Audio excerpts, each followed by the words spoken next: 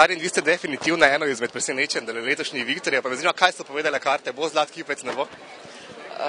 Glede na to, da jaz sama sebi res ne gledam, težko rečem, že sama nominacija je bila popolno presenečenje zame. Jaz bi v bistvu že od včeraj naprej mogla biti na smučanju, tako da vse tisto, kar se je dogajalo prejšnji torek, ko so me obvestili, je bilo presenečenje za mene, čeprav je pa res, da sem jaz pač gledalca moje oddaje na NTV-ju pač povedala, da če se jim zdim primerna, če sem se kdaj res približala, se pravi, njihovim domovom in so me vzeli za svojo, da si pač želim biti kdaj nominirana in če je to pomagalo, ne vem, zdaj se polemike ful pojavljajo glede tega, kako lahko, ne vem, neka vedeževalka Karin je nominirana in tako naprej.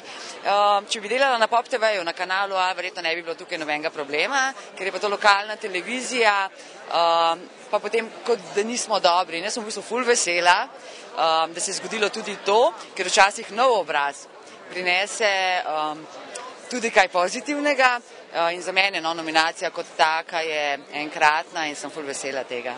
Kako pa gledate kaj na svoja sonominiranca, Lado Bizovičar, Jurij Zrnec, njuna družba laska? Sploh Jure mi laska, ker se mi zdi v bistvu daleč najboljši obraz na slovenski sceni, ki bi lahko uspel tudi v tujini. Je pa res, da med fanti biti v taki družbi je vedno prijetno, sploh med takima dvema, ki znata v bistvu zbijati šale, njih ne bosta naslednjič, v oddaji tudi o meni, ampak jaz sem vsekakor počaščena in sem v bistvu ful vesela, da sem danes tukaj, kjer sem. Karin, danes tudi fantastično izgledate. Kdo je zakrivil ta videz?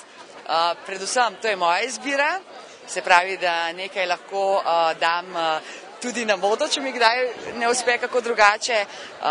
Drugače je pa to modni salon Krinolina, mi je izposodila to obleko. Med vsemi oblekami je bila ta prva, ki sem jo dala gor in to sem rekla, to je to, to obleko mora znati nositi in očitno jo znam, tako da hvala lepa za pohvale.